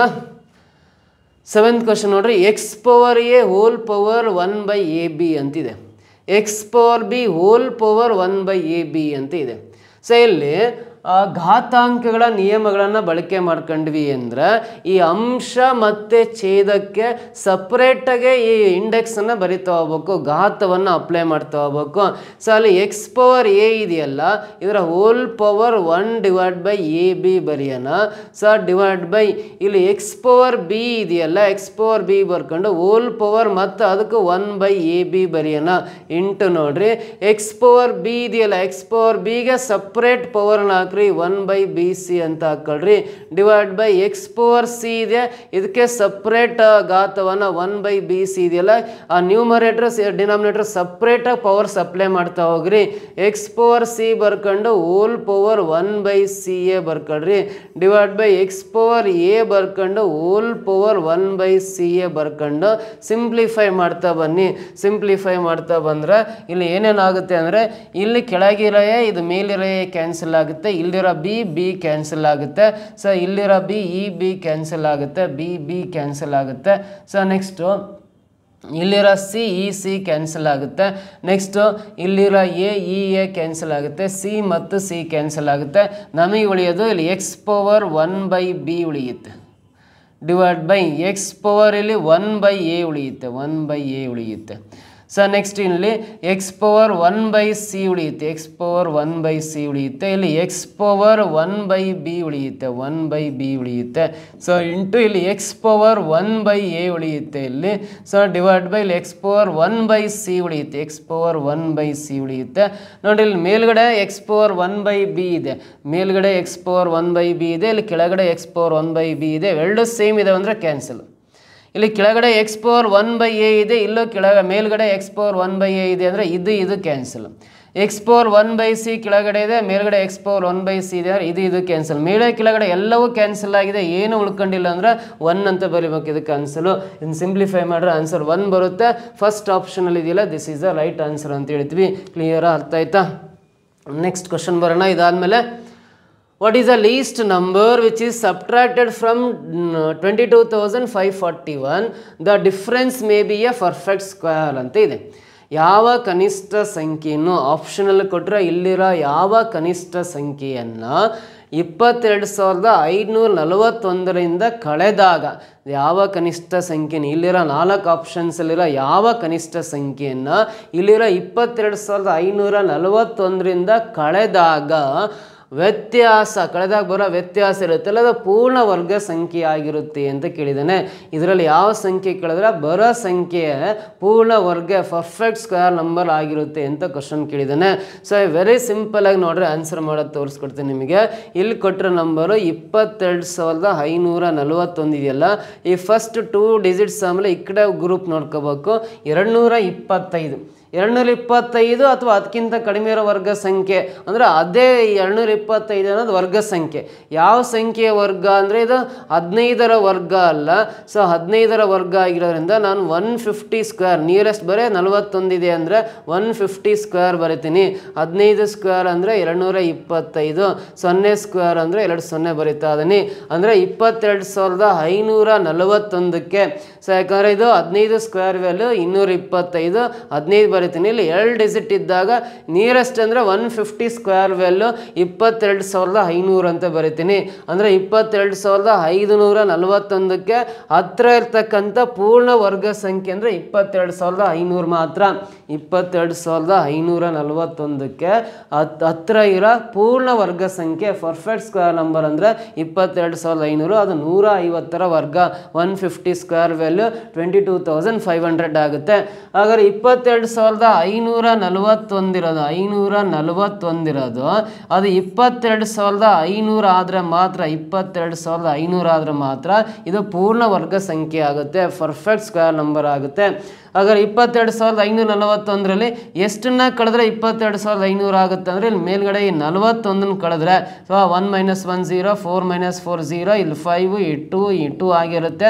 ಸೊ ಯಾವ ಕನಿಷ್ಠ ಸಂಖ್ಯೆಯನ್ನು ಕಳಿಬೇಕಂದ್ರೆ 22,541ರಲ್ಲಿ 41 ಕಳೆದಾಗ ಬರೋ ಸಂಖ್ಯೆ 22,500 ಅನ್ನೋದು ಪೂರ್ಣ ವರ್ಗ ಸಂಖ್ಯೆ ಆಗಿರುತ್ತೆ, ಪರ್ಫೆಕ್ಟ್ ಸ್ಕ್ವೇರ್ ನಂಬರ್ ಆಗಿರುತ್ತೆ. ಯಾವ ಆಪ್ಷನಲ್ಲಿ ಇದೆ ಇದು ಆನ್ಸರ್ ಅಂದರೆ 41 ಅನ್ನೋದು ಆಪ್ಷನ್ 4th ಒನ್ನಲ್ಲಿ ಇದೆಯಲ್ಲ, ದಿಸ್ ಈಸ್ ದ ಆನ್ಸರ್ ಅಂತ ಕರಿತೀವಿ. ಈ 22,541ಅಲ್ಲಿ 41 ಮೈನಸ್ ಮಾಡಿದಾಗ ಬರೋದು 22,500 ಅನ್ನೋದು ಪೂರ್ಣ ವರ್ಗ ಸಂಖ್ಯೆ, ಪರ್ಫೆಕ್ಟ್ ಸ್ಕ್ವೇರ್ ನಂಬರ್ ಆಗುತ್ತೆ. ಅದು 150 ಸ್ಕ್ವೇರ್ ವ್ಯಾಲ್ಯೂ ಆಗಿರುತ್ತೆ. ಕ್ಲಿಯರ್ ಅರ್ಥ ಆಯ್ತಾ? ಸೊ ಇದಾದಮೇಲೆ ನಾವು ನೆಕ್ಸ್ಟ್ ನೋಡ್ರಿ 9th ಕ್ವಶನ್ ಬರೋಣ. 2 cards are drawn at random from a pack of 52 cards. The probability that either both are black or both are queen is ಅಂತ ಕೇಳಿದ್ದಾನೆ. ನೋಡ್ರಿ 52 ಕಾರ್ಡ್ಗಳಿಂದ ಯಾದೃಚ್ಛಿಕವಾಗಿ 2 ಕಾರ್ಡ್ಗಳನ್ನು ಹೊರ ತೆಗೆಯಲಾಗಿದೆ ಅಂತಿದೆ. 52 ಕಾರ್ಡ್ಗಳಿಂದ ಯಾದೃಚ್ಛಿಕವಾಗಿ 2 ಕಾರ್ಡ್ಗಳನ್ನು ಹೊರ ತೆಗೆಯಲಾಗಿದೆ ಅಂತ ಕೊಟ್ಟಿದ್ದಾನೆ. ಸೊ ಆ 2 ಕಾರ್ಡ್ಗಳು ಕಪ್ಪು ಬಣ್ಣದ ಅಥವಾ ರಾಣಿ ಕಾರ್ಡ್ ಆಗಿರುವ ಸಂಭವನೀಯತೆ ಎಷ್ಟು ಅಂತ ಕೇಳಿದ್ದಾನೆ. ಸೊ ಸಂಭವನೀಯತೆ ಕಂಡುಹಿಡಿಬೇಕು. So probability of an event ಅಂತ ಬರಿತೀವಿ, symbolically P(E), probability of an event occurs ಅಂತ ಕರಿತೀವಿ. ಒಂದು ಘಟನೆಯ ಸಂಭವನೀಯತೆಯನ್ನು P(E) ಇಂದ ರೆಪ್ರೆಸೆಂಟ್ ಮಾಡ್ತೀವಿ. ಫಸ್ಟ್ ನೋಡ್ರಿ ಇಲ್ಲಿ ಏನು ಮಾಡ್ಬೇಕಂದ್ರೆ ಟೋಟಲಿ ಸ್ಪೀಡ್ಸ್ ಕಾರ್ಡ್ಸ್ ನೋಡಿದಿರಲ್ಲ, ಪ್ಲೇಯಿಂಗ್ ಕಾರ್ಡ್ಸು 52 ಕಾರ್ಡ್ಸ್ ಇರ್ತಾವೆ, 52 ಇರ್ತಾವೆ. ಅವನು ನೀಟಾಗಿ ಶಫಲ್ಲಾಗಿ ಮಿಕ್ಸ್ ಮಾಡಿ ಹಿಂಗೆ 2 ಕಾರ್ಡ್ಗಳನ್ನ ಹೊರ ತೆಗಿತಾ ಇದ್ವಿ, 2 ಕಾರ್ಡ್ಗಳನ್ನು ಕಣ್ಣು ಮುಚ್ಕೊಂಡು ಹೊರ ತೆಗಿತಾ ಇದ್ವಿ. 52 ಕಾರ್ಡ್ಸಲ್ಲಿ 2 ಕಾರ್ಡ್ ಹೊರ ಬರ್ತಾವಲ್ಲ, ಆ ಹೊರ ಬಂದಿರೋ 2 ಕಾರ್ಡ್ಗಳು ಕಪ್ಪು ಬಣ್ಣದ್ದು ಅಥವಾ ರಾಣಿ ಕಾರ್ಡ್ ಆಗಿರೋ ಸಂಭವನೀಯತೆ ಎಷ್ಟು ಅಂತ ಕೇಳಿದಾಗ, ಸೊ ನೋಡ್ರಿ ಫಸ್ಟ್ ಆಫ್ ಆಲ್ ಇಲ್ಲಿ ಡಿನಾಮಿನೇಟರ್ ಮೊದಲು ಬರೀಬೇಕು. 52 ಕಾರ್ಡ್ಸಲ್ಲಿ ನಾವು ಹೊರ ತೆಗಿತಾ ಇರೋದು 2 ಕಾರ್ಡ್ಸ್ ಅಲ್ಲ, ಹಾಗಾಗಿ ಅದನ್ನ ಸಿಂಬಾಲಿಕಲಿ 52C2 ಅಂತ ಬರೀಬೇಕು, ಡಿನಾಮಿನೇಟರ್ ಬರೀಬೇಕು. ಟೋಟಲ್ ಕಾರ್ಡ್ಸಲ್ಲಿ ನಾವು ಎಷ್ಟು ಕಾರ್ಡ್ಸ್ನ ಹೊರ ತೆಗಿತೀವಲ್ಲ ಅದನ್ನ ಕೆಳಗಡೆ 52C2 ಅಂತ ಬರ್ಕೋಬೇಕು. ನಾವು ಹೊರ ತೆಗೆದ್ರೆ ಈ ಕಾರ್ಡ್ಸು ಕಪ್ಪು ಬಣ್ಣದ್ದು ಅಂತ ಕೇಳಿದ್ದಾನೆ. ಸೊ ನೋಡ್ರಿ ಟೋಟಲ್ ಆಗಿ 52 ಕಾರ್ಡ್ಸಲ್ಲಿ ಬ್ಲ್ಯಾಕ್ ಕಲರ್ ಕಾರ್ಡ್ಸ್ ಎಷ್ಟಿರ್ತವೆ ಅಂದರೆ 26 ಇರ್ತವೆ, ರೆಡ್ ಕಲರ್ ಕಾರ್ಡ್ಸ್ 26 ಇರ್ತವೆ.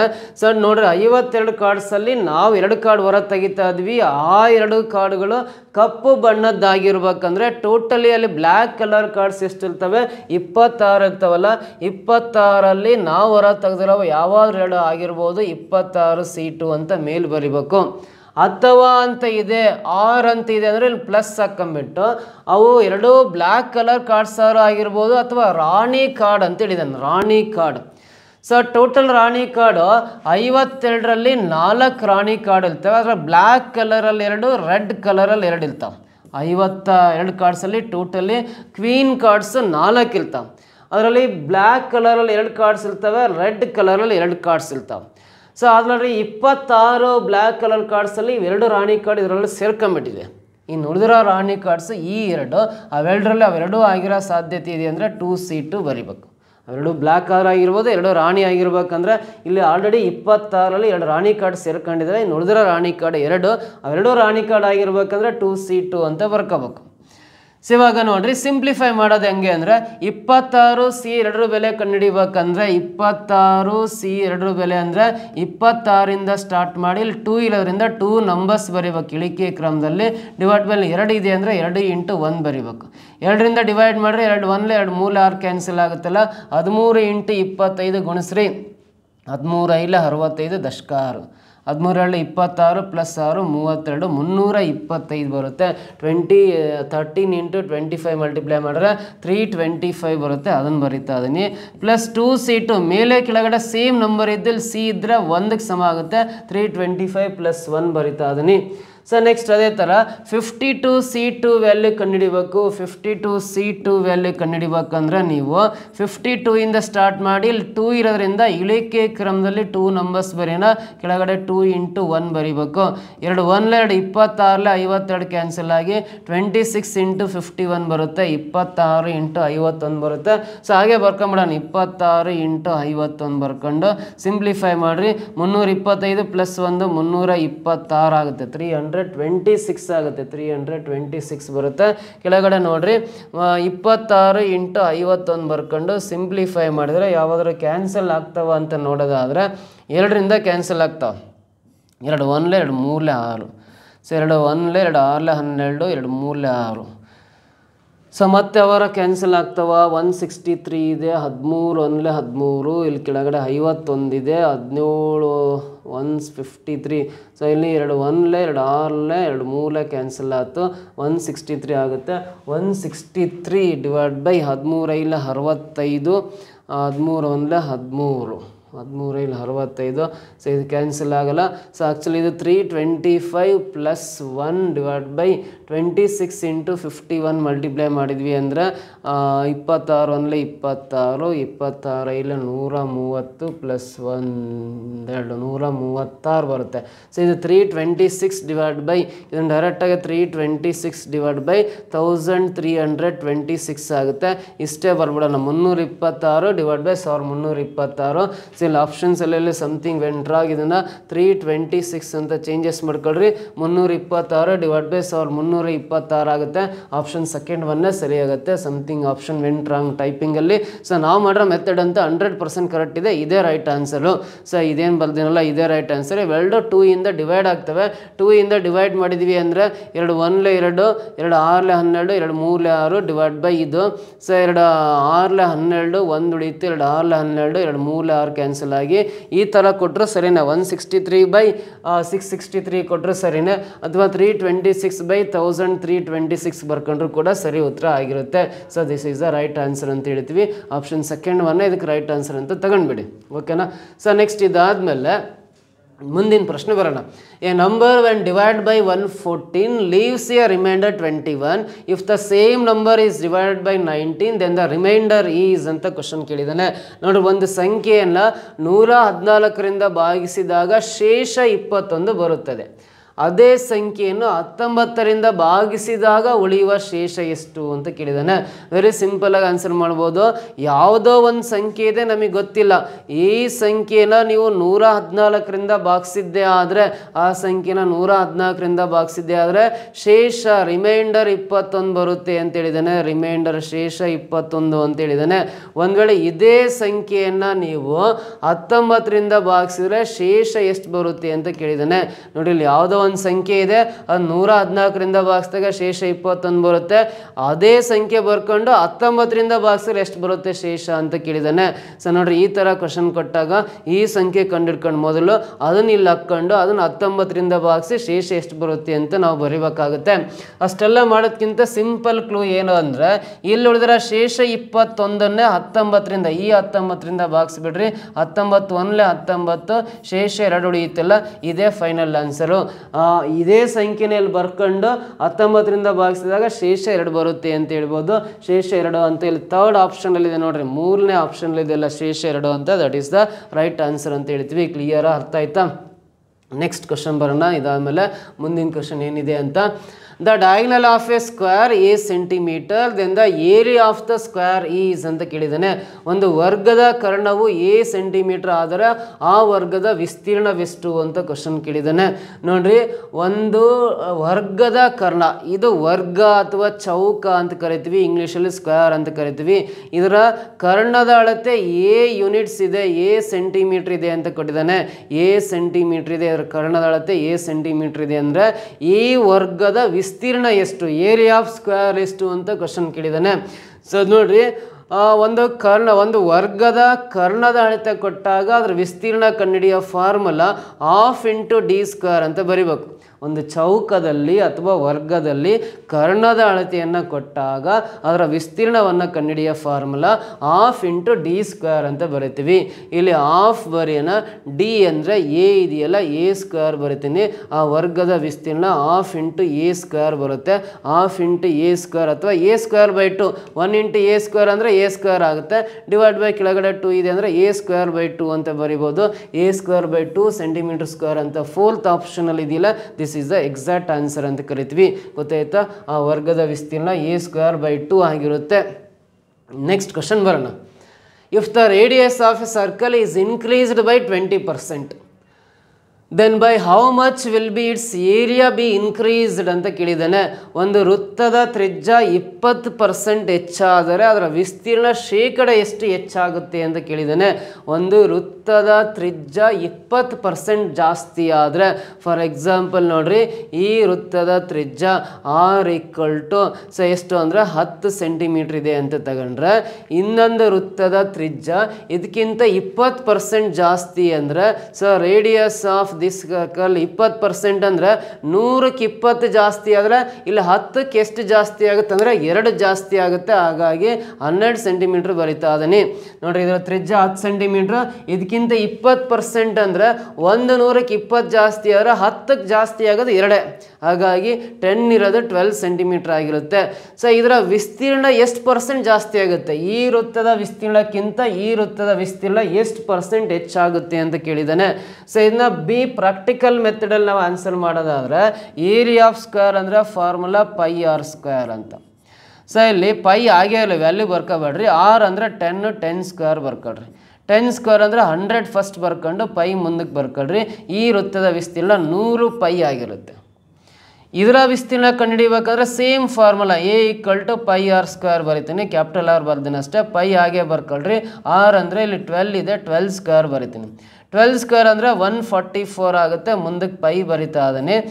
ಇದರ 100 ಪೈ ಇರೋದೇ 144 ಪೈ ಆಗಿದೆ ಅಂದರೆ ಇದಕ್ಕಿಂತ ಇದು ಎಷ್ಟು ಜಾಸ್ತಿ ಇದೆ? ಇದು 100ಕ್ಕೆ ಇರೋದ್ರಿಂದ ಕಂಪ್ಯಾರಿಸನ್ ಭಾಳ ಈಸಿ. 44 ಜಾಸ್ತಿ ಇದೆ ಅಂದರೆ 44% ವೃತ್ತದ ವಿಸ್ತೀರ್ಣ ಹೆಚ್ಚಾಗುತ್ತೆ ಅಂತ. ಇಲ್ಲ 100 ಇದೆ ಅಂದರೆ 100ಗಿಂತ ಹೆಚ್ಚು 44 ಇರೋದ್ರಿಂದ ಇದು 100ಕ್ಕೆ ಇರೋದ್ರಿಂದ ಭಾಳ ಈಸಿ. 44% ಹೆಚ್ಚಾಗುತ್ತೆ ವೃತ್ತದ ವಿಸ್ತೀರ್ಣ. 44% ಆಪ್ಷನ್ ಸಿ ನಲ್ಲಿದೆ ನೋಡ್ರಿ. ಇದು ರೈಟ್ ಆನ್ಸರ್ ಅಂತ ಕರಿತೀವಿ. ಅಥವಾ ಈ ಪ್ರಾಬ್ಲಮ್ನ ಈ ಡಯಾಗ್ರಾಮ್ ಇಲ್ದೇನೆ ಈ ಚಿತ್ರ ಆಗ್ತಂಗೆ ಈ ವೃತ್ತದ ವಿಸ್ತೀರ್ಣ ಕಂಡುಹಿಡಿಯೋ ಫಾರ್ಮುಲಾ ಆಗ್ತಂಗೆ ಇನ್ನೂ ಸಿಂಪಲಾಗಿ ಬಿಡಿಸ್ಬೇಕಂದ್ರೆ ಒಂದು ಕಂಡೀಷನ್ ಇದೆ. x + y + xy / 100 ಅಂತ ಒಂದು ಕಂಡೀಷನ್ ಇದೆ. ಇದನ್ನು ನಾವು ಬಳಕೆ ಮಾಡ್ಕೊಂಡ್ವಿ ಅಂದರೆ ವೃತ್ತದಲ್ಲಿ ಎಲ್ಲ ತ್ರಿಜ್ಯಗಳು ಅಳತೆಯಲ್ಲಿ ಸಮವಾಗಿರೋದ್ರಿಂದ ಎಕ್ಸ್ ಮತ್ತು ವೈ ಜಾಗದಲ್ಲಿ ಸೇಮ್ ನಂಬರೇ ಬರೀಬೇಕು ಅಂತ. Almost all radii of a circle are equal ಅಂತ ಹೇಳಿದ್ರಿಂದ ಇಲ್ಲಿ ವೃತ್ತದ ತ್ರಿಜ್ಯ 20% ಹೆಚ್ಚಾಗಿದೆ ಅಂತ ಕೊಟ್ಟಿರೋದ್ರಿಂದ ಎಕ್ಸ್ ಇರೋ ಹತ್ರ 20 ಬರಿಬೇಕು, ವೈ ಜಾಗದಾಗ 20 ಬರಿಬೇಕು. ಪ್ಲಸ್ ಎಕ್ಸ್ ಅಂದರೆ 20, ಇಲ್ಲಿ ವೈ ಅಂದರೆ 20 ಬರ್ಕೊಂಡು ಡಿವೈಡ್ ಬೈ ಕೆಳಗಡೆ 100 ಬರ್ಕೊಂಡು ಸಿಂಪ್ಲಿಫೈ ಮಾಡಿರಿ. ಸಿಂಪ್ಲಿಫೈ ಮಾಡಿದ್ರೆ ಎಷ್ಟು ಬರುತ್ತೆ ಆನ್ಸರು ಹೇಳ್ಬೇಕಾಗುತ್ತೆ. ನೋಡ್ರಿ, ಇದು 20 1 20, 25 100 ಕ್ಯಾನ್ಸಲ್ ಆಗುತ್ತೆ. 5 1 5 4 20 ಕ್ಯಾನ್ಸಲ್ ಆಗುತ್ತೆ. 20 + 20 40, ಮುಂದ್ಗಡೆ ಪ್ಲಸ್ 1 × 4 ಅಂದರೆ ಕೂಡಿದಾಗ 44% ಆಗುತ್ತಲ್ಲ. ಟೋಟಲಿ ವೃತ್ತದ ತ್ರಿಜ್ಯ 20% ಹೆಚ್ಚಾದರೆ ಅದರ ವಿಸ್ತೀರ್ಣ ಅಥವಾ ಕ್ಷೇತ್ರಫಲ ಏರಿಯಾ 44% ಇನ್ಕ್ರೀಸ್ ಆಗುತ್ತೆ, 44% ಹೆಚ್ಚಾಗುತ್ತೆ ಅಂತ ಹೇಳ್ಬೋದು. 44% ಅನ್ನೋದಿಲ್ಲಿ ಆಪ್ಷನ್ 3rd ಒನ್ನಲ್ಲಿ ಇದೆಯಲ್ಲ, ಅದೇ ರೈಟ್ ಆನ್ಸರ್ ಅಂತ ಕರಿತೀವಿ. ಕ್ಲಿಯರ್ ಅರ್ಥ ಆಯ್ತಾ?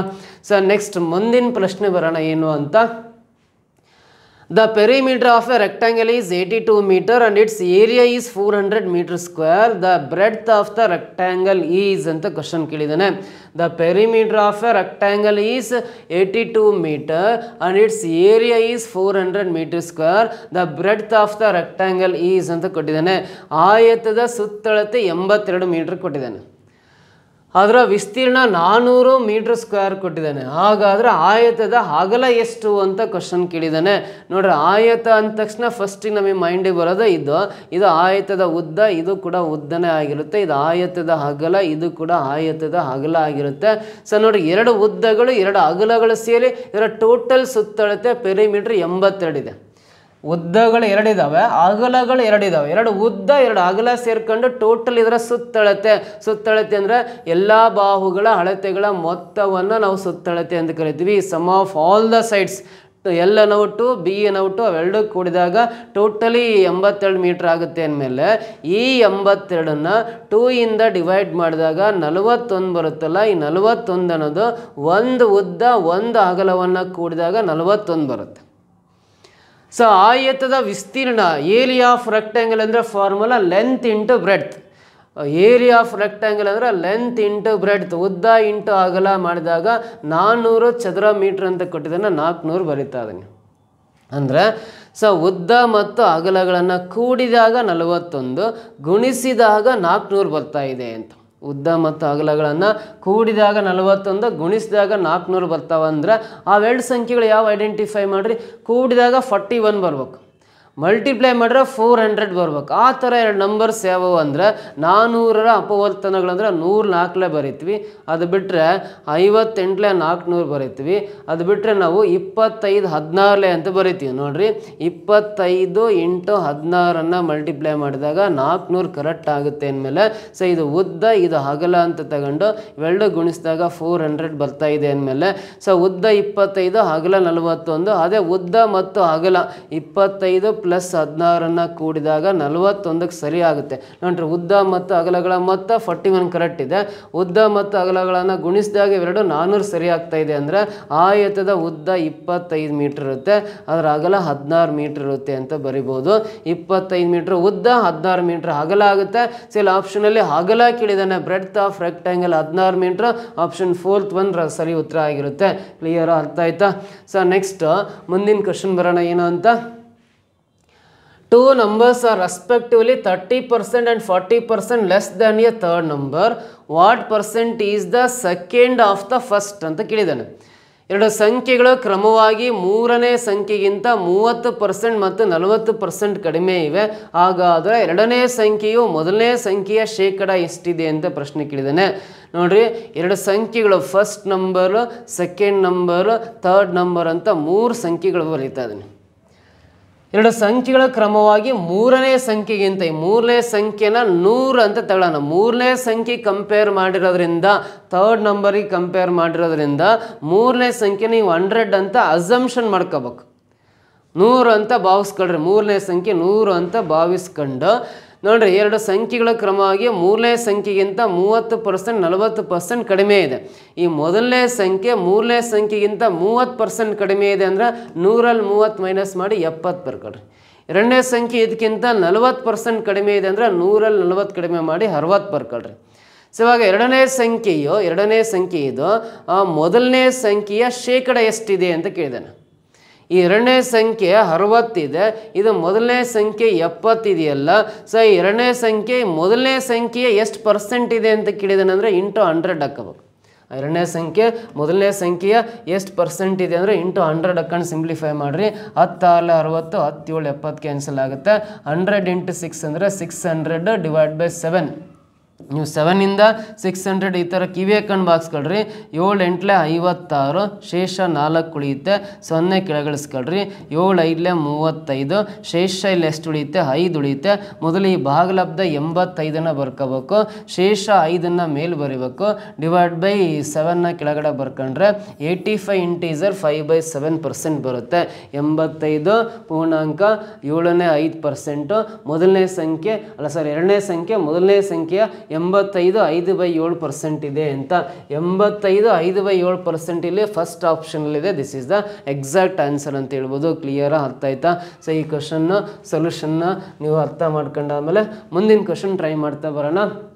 A room 15 meter long requires 7,500 tiles, each 15 centimeter by 12 centimeter to cover the entire floor. Then the breadth of the room is ಅಂತ ಕೇಳಿದ್ದಾನೆ. 15 ಮೀಟರ್ ಉದ್ದವುಳ್ಳ ಕೊಠಡಿಯಲ್ಲಿ 15 ಸೆಂಟಿಮೀಟರ್ ಮತ್ತು 12 ಸೆಂಟಿಮೀಟರ್ ಅಳತೆಯುಳ್ಳ 7500 ಟೈಲ್ಸ್ಗಳು ಬೇಕಾಗುತ್ತದೆ. ಹಾಗಾದ್ರೆ ಆ ಕೊಠಡಿಯ ಅಗಲವೆಷ್ಟು ಅಂತ ಕ್ವಶನ್ ಕೇಳಿದ್ದಾನೆ. ನೋಡ್ರಿ, ಒಂದು ಕೊಠಡಿಯ ರೂಮ್ ಏನಿದೆಯಲ್ಲ, ರೂಮ್ನ ಫ್ಲೋರ್ ನೆಲ ಈ ಥರ ರೆಕ್ಟ್ಯಾಂಗಲ್ ಶೇಪಲ್ಲಿದೆ. ಈ ರೆಕ್ಟಾಂಗಲ್ ಶೇಪಲ್ಲಿರೋ ನೆಲಕ್ಕೆ 15 ಸೆಂಟಿಮೀಟ್ರ್ 12 ಸೆಂಟಿಮೀಟ್ರ್ ಅಳತೆ ಇರ್ತಕ್ಕಂಥ ಹಿಂಗೆ ಟೈಲ್ಸ್ ಕೂರಿಸ್ತಾ ಹೋಗ್ತೀವಿ. ಹಿಂಗೆ ಟೈಲ್ಸ್ ಕೂರಿಸ್ತಾ ಹೋದ್ರೆ ಟೋಟಲಿ ಎಷ್ಟು ಟೈಲ್ಸ್ ಕೂರಿಸ್ಬೋದು ಅಂದರೆ 7500 ಟೈಲ್ಸ್ ಬೇಕು ಅಂತೇಳಿದ್ದಾನೆ. 7500 ಟೈಲ್ಸ್ ಬೇಕಾಗಿದೆ ಅಂತ. ಹಿಂಗೆ ಟೈಲ್ಸನ್ನು ಕೂರಿಸ್ತಾ ಹೋದ್ರೆ ಟೋಟಲಿ ಇದರ ಉದ್ದ ಕೊಟ್ಟಿದ್ದಾನೆ, ಲೆಂತ್ 15 ಮೀಟ್ರ್ ಅಂತ ಕೊಟ್ಟಿದ್ದಾನೆ. 15 ಮೀಟ್ರ್ ಅಂದರೆ ಸೆಂಟಿಮೀಟ್ರಲ್ಲಿ ಬರ್ಕೊಂಡ್ರೆ ಇದು 1500 ಸೆಂಟಿಮೀಟ್ರ್ ಆಗುತ್ತೆ. ಯಾಕಂದ್ರೆ 1 ಮೀಟ್ರಿಗೆ 100 ಸೆಂಟಿಮೀಟ್ರ್ ಆದರೆ 1 ಮೀಟ್ರಿಗೆ 100 ಸೆಂಟಿಮೀಟ್ರ್ ಆಗೋದಾದರೆ 15 ಮೀಟ್ರಿಗೆ 1500 ಸೆಂಟಿಮೀಟ್ರ್ ಆಗುತ್ತೆ. ಇದರ ಉದ್ದ 1500 ಸೆಂಟಿಮೀಟ್ರ್ ಇದೆ. ಟೋಟಲಿ ಒಂದು ಟೈಲ್ಸ್ನ ಮೆಜರ್ಮೆಂಟ್ ಕೊಟ್ಟಿದ್ದಾನೆ. 15 ಸೆಂಟಿಮೀಟ್ರ್ ಉದ್ದ 12 ಸೆಂಟಿಮೀಟ್ರ್ ಅಗಲ ಇರ್ತಕ್ಕಂಥ ಟೈಲ್ಸ್ಗಳು ಕೂರಿಸ್ತಾ ಇದ್ದೀವಿ. ಅಂಥದ್ದು 7500 ಟೈಲ್ಸನ್ನು ಈ ನೆಲಕ್ಕೆ ಕೂರಿಸಿದ್ದಾರೆ ಅಂತ. ಸೊ ಹಾಗಾದರೆ ಈ 7500 ಟೈಲ್ಸ್ಗಳ ವಿಸ್ತೀರ್ಣ ಏರಿಯಾ ಈ ಒಂದು ಕೊಠಡಿಯ ನೆಲದ ವಿಸ್ತೀರ್ಣಕ್ಕೆ ಸಮ ಆಗಿರುತ್ತೆ. ಈ 7500 ಟೈಲ್ಸ್ನ ಕೂರಿಸಿದಾರಲ್ಲ, ಈ 7500 ಟೈಲ್ಸ್ನ ಒಟ್ಟು ವಿಸ್ತೀರ್ಣ ಈ ಕೊಠಡಿಯ ಈ ನೆಲದ ವಿಸ್ತೀರ್ಣಕ್ಕೆ ಸಮವಾಗಿರುತ್ತೆ. ಈ ಕೊಠಡಿಯ ನೆಲ ಆಯತಾಕಾರದಲ್ಲಿರೋದ್ರಿಂದ ಆಯತದ ವಿಸ್ತೀರ್ಣ ಏರಿಯಾ ಆಫ್ ರೆಕ್ಟ್ಯಾಂಗಲ್ ಆಯತದ ವಿಸ್ತೀರ್ಣ ಈಕ್ವಲ್ ಟು 7500 ಟೈಲ್ಸ್ನ ವಿಸ್ತೀರ್ಣಕ್ಕೆ ಸಮವಾಗಿರುತ್ತೆ. ಏರಿಯಾ ಆಫ್ 500 ಟೈಲ್ಸ್ ಅಂತ ಬರೀತೀವಿ. 7500 ಟೈಲ್ಸ್ಗೆ ಸಮ. ಈ ಆಯತದ ನೆಲದ ವಿಸ್ತೀರ್ಣ 7500 ಟೈಲ್ಸ್ನ ವಿಸ್ತೀರ್ಣಕ್ಕೆ ಸಮವಾಗಿರುತ್ತೆ. ಸೊ ಹಾಗಾದರೆ ಈ ಆಯತದ ವಿಸ್ತೀರ್ಣ ಅಂದರೆ ನಮಗೆ ಗೊತ್ತಿದೆ, ಉದ್ದ ಇಂಟು ಅಗಲ, ಲೆಂತ್ ಇಂಟು ಬ್ರೆಡ್ತ್. ಸೊ ಆಮೇಲೆ 7500 ಟೈಲ್ಸ್ ಇದೆ. ಈ ಪ್ರತಿಯೊಂದು ಟೈಲ್ಸ್ ಕೂಡ ಆಯತಾಕಾರದಲ್ಲೇ ಇದೆ. ಉದ್ದ 15 ಇದೆ, ಅಗಲ 12 ಇದೆ ಅಂದರೆ ಅದು ಆಯತಾಕಾರದಲ್ಲೇ ಇದೆ. 15 ಸೆಂಟಿಮೀಟ್ರ್ ಉದ್ದ, 12 ಸೆಂಟಿಮೀಟ್ರ್ ಅಗಲ ಇದೆ. 15 ಇಂಟು 12 ಬರಿತೀನಿ. 7500 ಟೈಲ್ಸ್ನ ವಿಸ್ತೀರ್ಣಕ್ಕೆ ಸಮ. ಇಲ್ಲಿ ಉದ್ದ ಗೊತ್ತಿದೆ, ಇವು 15 ಸೆಂಟಿಮೀಟ್ರ್ 12 ಸೆಂಟಿಮೀಟ್ರ್ 2 ಸೆಂಟಿಮೀಟ್ರಲ್ಲಿರೋದ್ರಿಂದ ಈ ಆಯತಾಕಾರದ ಕೊಠಡಿಯ ಉದ್ದವನ್ನು ಸೆಂಟಿಮೀಟ್ರ್ ಲೆಕ್ಕದಲ್ಲೇ ಬರೀಬೇಕು. ಉದ್ದ 1500 ಸೆಂಟಿಮೀಟ್ರ್ ಬರೆಯೋಣ, ಅಗಲ ಗೊತ್ತಿಲ್ಲ ಹಾಗೆ ಬರ್ಕೊಳ್ಳೋಣ. ಇದು 7500 ಇಂಟು 15 ಇಂಟು 12 ಬರ್ಕೊಂಡು ಸಿಂಪ್ಲಿಫೈ ಮಾಡಿರಿ. 1500 1ಲೇ 1500, 1500 5ಲೇ 7500 ಡೈರೆಕ್ಟಾಗಿ ಕ್ಯಾನ್ಸಲ್ ಆಗುತ್ತೆ. ಇಲ್ಲಿ ಬಿ ಮಾತ್ರ ಉಳಿಯುತ್ತೆ. 5 ಹಾಗೆ ಇರಲಿ. 15 ಇಂಟು 12 ಗುಣಾಕಾರ ಮಾಡಿದ್ರೆ 180 ಬರುತ್ತೆ. ಸೊ 180 ಇಂಟು 5 ಅಂದರೆ 900 ಸೆಂಟಿಮೀಟ್ರಲ್ಲಿ ಇದಾವಲ್ಲ, ಇವು ಸೆಂಟಿಮೀಟ್ರ್ ಬರುತ್ತೆ. 900 ಸೆಂಟಿಮೀಟ್ರ್ ಅಂದರೆ ಅದು 9 ಮೀಟ್ರಿಗೆ ಸಮ ಆಗುತ್ತೆ. ಹಾಗಾದ್ರೆ ಈ ಕೊಠಡಿಯ ಅಗಲ 900 ಸೆಂಟಿಮೀಟ್ರ್ ಇರುತ್ತೆ. 900 ಸೆಂಟಿಮೀಟ್ರ್ ಅಂದರೆ ಅದು 9 ಮೀಟ್ರಿಗೆ ಸಮ ಆಗುತ್ತೆ. 9 ಮೀಟ್ರ್ ಸೆಕೆಂಡ್ ಆಪ್ಷನಲ್ಲಿದೆ. This is the right answer ಅಂತ ಕರಿತೀವಿ. ಕ್ಲಿಯರ್ ಅರ್ಥ ಆಯ್ತಾ? ಸೊ ನೋಡಿ, ಒಳ್ಳೆ ಇಂಪಾರ್ಟೆಂಟ್ ಪ್ರಶ್ನೆಗಳನ್ನು ಯಾವ ರೀತಿ ಸಾಲ್ವ್ ಮಾಡೋ ವಿಧಾನ ಹೇಳ್ಕೊಟ್ಟಿದ್ದೀನಿ. ಸೊ ನೆಕ್ಸ್ಟ್ ಕ್ಲಾಸಲ್ಲಿ, ನಾಳಿನ ಕ್ಲಾಸಲ್ಲಿ ಮತ್ತು ಇನ್ನೂ ಒಂದು ಟಾಪ್ 20 ಅಥವಾ 15 ಕ್ವೆಶನ್ಸ್ನ ಸಾಲ್ವ್ ಮಾಡೋದು ಹೇಳ್ಕೊಡ್ತೀನಿ. ಈ ವಿಡಿಯೋ ನಿಮಗೆ ಇಷ್ಟ ಆಗಿದ್ರೆ ಒಂದು ಲೈಕ್ ಮಾಡಿ, ಕಮೆಂಟ್ ಮಾಡಿ, ನಿಮ್ಮ ಫ್ರೆಂಡ್ಸ್ ಗ್ರೂಪ್ ಯಾರೆಲ್ಲ ಎಕ್ಸಾಮ್ಸ್ ಬರೀತಾರೆ ಅವೆಲ್ಲರಿಗೂ ಶೇರ್ ಮಾಡ್ತಾ ಬನ್ನಿ. Thank you so much.